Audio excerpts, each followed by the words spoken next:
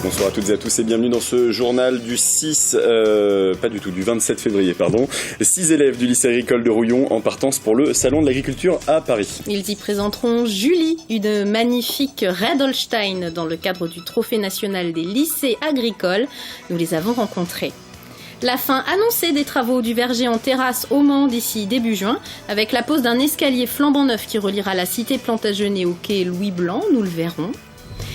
Et puis tendance écolo et durable avec l'association des palétologues, un groupe d'amis qui organise des ateliers pour apprendre à confectionner des meubles en bois de palettes récupérées. L'invité de l'info de ce journal, Stéphanie Rabu, la nouvelle présidente de la Jeune Chambre économique du Mans, en poste depuis le 1er janvier. Elle nous parlera de leurs nombreuses actions, notamment l'organisation d'un congrès national en novembre prochain. Et pour les Sartois, les médailles pleuvent au salon de l'agriculture. En effet, dans les concours catégorie vin et charcuterie, nos producteurs se sont placés honorablement. Pour ne citer que les meilleurs, la cave de Dauvert à Ruillé a obtenu l'argent en janière blanc, tout comme François Fresneau en coteaux du Loir blanc, à consommer avec modération bien sûr. Les meilleures rillettes sont elles aussi sartoises. L'or revient à la charcuterie du Pré au Mans, ainsi qu'à la maison Baillet. Et le salon de l'agriculture, c'est une aventure également vécue par des élèves du lycée agricole La Germinière de Rouillon. Absolument, ils iront mardi à Paris pour présenter Julie, une magnifique Red Holstein dans le cadre du trophée national des lycées agricoles. À la veille de leur départ, les élèves doivent préparer leur petite protégée comme il se doit pour son défilé de présentation, séance de brossage, de rasage et d'habillage, vous ne rêvez pas, le tout suivi par Diane Lemoisson. Demain, Julie monte à Paris. Grâce à elle, les élèves du lycée de la Germinière reviendront peut-être avec le trophée national des lycées agricoles face à 40 autres établissements. Une aventure qui a commencé en septembre. C'est compliqué dans le sens où il y a beaucoup d'épreuves qui sont demandées. Voilà, on a dû réaliser une épreuve. Ils ont dû, parce que c'est pas moi finalement, un blog. Ils ont fait un blog, créé un blog. Il va y avoir une épreuve de contention. Ils ont dû prévoir des manipulations. Ils ont dû aller chercher des partenaires, trouver des financements. Ils ont fait un film aussi qui est sur YouTube. Donc oui, depuis un an, ça travaille dur. Et les étudiants sont extrêmement motivés. 5 sponsors et 6 000 € plus tard, nous voici à la veille du départ. Et ce n'est pas le travail qui manque. Il faut bien sûr bichonner Julie, mais le trophée se gagne surtout par le travail d'équipe. Ils devront par exemple réaliser des licoles comme celui-ci ou encore présenter leur région et leur établissement oralement. Il y a beaucoup de préparation, mais le temps de préparation à l'entraînement des licoles, ça reste dérisoire par rapport à garder l'animal comme ça dans ses postures et pas qu'il soit trop actif, quoi. C'est beaucoup de dressage. En cela, Julie est parfaite. Choisie pour sa couleur rouge, la seule du troupeau, la vache a le caractère idéal et se laisse habiller sans difficulté. Elle est très calme, on en fait ce qu'on veut, on a de la chance.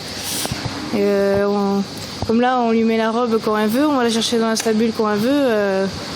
On en fait ce qu'on veut de cette vache-là, donc oui, on peut dire que c'est la vache idéale à emmener à Paris, quoi.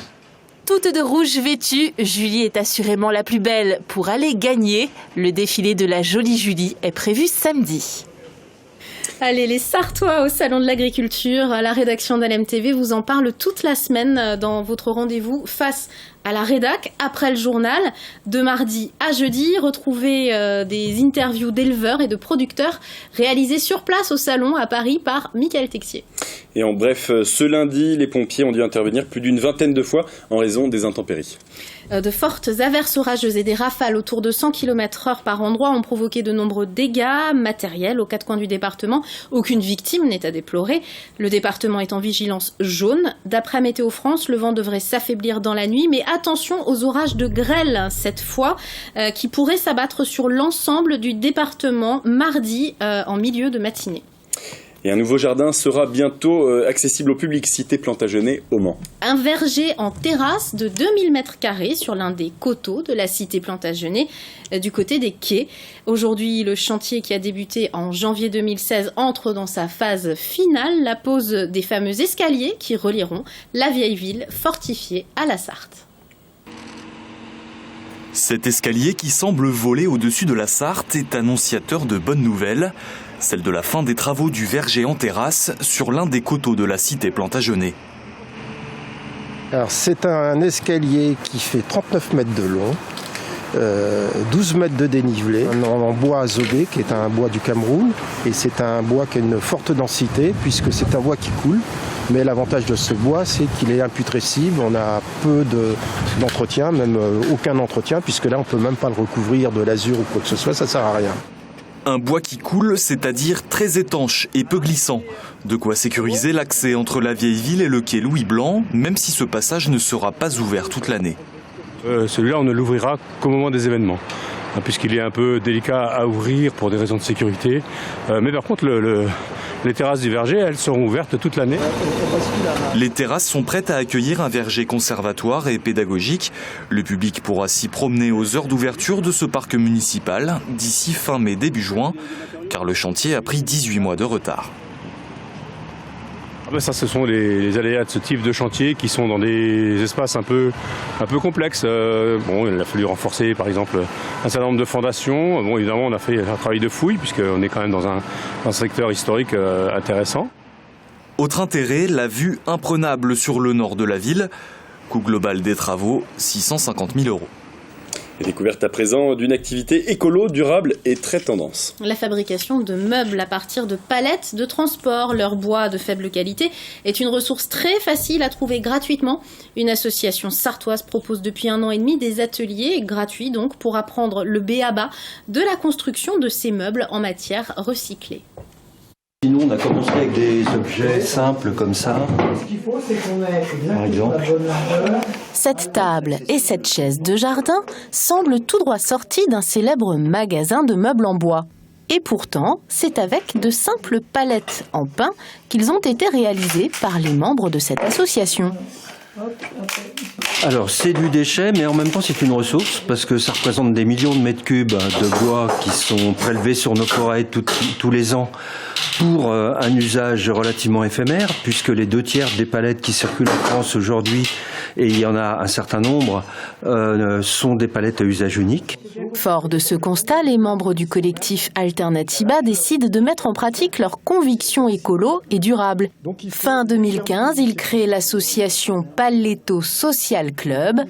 Depuis, les apprentis palétologues se réunissent régulièrement dans leurs ateliers particuliers. Ça n'a pas tout à fait le même angle, donc reporte ton angle à toi plutôt. Aujourd'hui, ils fabriquent des ruches kenyanes. Des ruches horizontales, c'est-à-dire elles se développent au fur et à mesure que les abeilles grossissent leur colonie, fabriquent de plus en plus de miel pour l'hiver. Elles se grossissent à l'horizontale. Le bois de palette est un matériau idéal pour ce type d'usage, en témoigne cette petite invitée. Une petite punaise. Les petites punaises. Qui a passé l'hiver chez nous. Donc ça veut dire que le bois n'est pas traité, c'est clair. Le bois n'est pas traité. Hein. L'association compte pour l'instant une 30aine de membres attirés par l'activité ludique et très peu chère. Elle propose conseils et ateliers de fabrication de meubles et autres objets du quotidien à la demande. J'aimerais bien que tu me dises ce que j'ai à faire pour finir. Ouais. Il est l'heure d'accueillir l'invité de ce journal. Nathalie Rabu, bonsoir. Stéphanie Je vous appelle Nathalie, pourquoi pas. Stéphanie Rabu, bonsoir, excusez-moi, bonsoir. Vous êtes la présidente néanmoins depuis le 1er janvier 2017 de la Jeune Chambre économique du Mans. Alors c'est quoi, au juste pour les gens qui ne connaîtraient pas cette Jeune Chambre économique qui existe depuis plus de 50 ans quand même, faut le rappeler. Exactement, en existant depuis 1962, exactement. Nous sommes un mouvement de jeunes citoyens actifs, entre 18 et 40 ans, qui agissons pour l'amélioration du territoire. Et dans quelle mesure vous agissez? Qu'est-ce que vous faites très concrètement? Alors typiquement cette année, on a plusieurs actions en cours. On en a une où on développe une interface à l'attention des touristes, une interface web à l'attention des touristes pour leur traduire les ingrédients des menus de nos restaurateurs manceaux. On a également une autre action sur la mise en place de boîtes à livres sur la ville du Mans. Et on a une dernière action également sur... Donc, c'est-à-dire les boîtes à livres, ce sont des boîtes avec des livres dedans, mises à disposition. Exactement, de tout à fait. Et on peut à la fois les alimenter soi-même ou récupérer les livres à l'intérieur. Tout à fait. Tout est gratuit, c'est vraiment juste là. Et la dernière action, une autre action, c'est la création d'un jeu de société autour de nos 5 thématiques. On a 5 thématiques sur la Jeune Chambre économique, le territoire, l'économie, l'emploi, la planète et... Il y en a toujours un qu'on oublie. Il y en a toujours un qu'on oublie. Je ne sais plus. Et donc du coup, l'idée c'est de développer un jeu de société à l'attention des jeunes et moins jeunes sur cette thématique-là. Et alors cette année, vous avez un gros événement en préparation, un gros challenge pour vous, qui serez la présidente toute l'année, puisque la présidence de la Jeune Chambre économique change chaque année, c'est le principe. Eh bien, vous allez vous coltiner la préparation d'un immense congrès qui aura lieu en novembre prochain, circuit des 24 heures, le congrès des jeunes chambres économiques de France. Exactement, tout à fait. On va accueillir 1500 personnes sur le circuit et donc sur le territoire sartois. Avec du coup, on a eu l'idée, plutôt que de faire venir les gens pour simplement assister à des plénières, on souhaite également les faire agir pour le territoire. Donc on a développé ce qu'on a appelé les 72 heures de la citoyenneté, où là encore, autour de nos 5 axes, on a développé différentes propositions. Lors de brainstorming au mois de novembre, on a fait venir les différents acteurs locaux qui nous ont aidés à définir ces propositions d'action. Et aujourd'hui, nous sommes en recherche de leaders sur ces actions pour justement les mener. Vous avez déjà donc défini des actions ? On a défini des actions, tout à fait. Sur le thème, par exemple, de l'emploi, on souhaite mettre en place une nuit de l'emploi sur le circuit des 24 heures, à l'attention forcément des demandeurs d'emploi, des jeunes, des quartiers de la ville, pour leur permettre d'avoir à la fois de rencontrer des chefs d'entreprise, mais également, certainement, pourquoi pas, créer leur CV, leur lettre de motivation, s'habiller, quelle posture adopter lors d'un entretien. Et donc, pour ce type d'événement, comme par exemple cette soirée que vous voulez organiser, vous recherchez donc des porteurs de projets, Tout à fait, exactement. Quel profil, alors? Les mêmes que vous, finalement? Les mêmes que nous, ou toute personne qui est actrice sur le territoire serait intéressée pour ce type de projet. Pour vous contacter, il y a le site internet avec les coordonnées de membres et le bureau de la Jeune Chambre économique. C'est www.jce-lemans.org, JCE comme Jeune Chambre économique. Ce grand congrès des chambres économiques françaises, ce sera du 23 au 25 novembre prochain. Tout à fait. Vous pensez en ressortir justement encore d'autres idées? Ce sera aussi un immense brainstorming en fait, ce congrès? Disons surtout, on l'espère, le début d'actions qui dureront à l'avenir sur le territoire sartois. Et sur le territoire français. Français en général aussi, pourquoi pas le dupliquer sur d'autres villes. Merci beaucoup Stéphanie d'être venue, la présidente de la Jeune Chambre économique du Mans, pour nous parler avec nous de cet événement. Merci. Et on termine ce journal avec les espoirs de la ville du Mans d'entrer dans la mêlée. La mêlée est de rugby, bien sûr. Vous le savez peut-être, la France est dans la course pour accueillir la Coupe du Monde de l'Ovalie en 2023. Et parmi les 12 villes françaises qui pourraient recevoir des matchs internationaux figure le Mans avec son MM Arena, bien sûr. Les élus et le Mans Stadium, la société qui gère le stade, ont décidé de candidater à l'organisation de matchs de poule. Mais ne crions pas victoire trop vite, il faudra d'abord que le comité international choisisse le pays d'accueil entre la France, l'Afrique du Sud et l'Irlande. Donc, vous avez fait votre choix, vous, Maxime? Tout à fait. Le Mans. Non. Si, bien sûr. C'est la fin de ce journal. On se retrouve juste après la météo pour le Face à la Rédac. À tout de suite.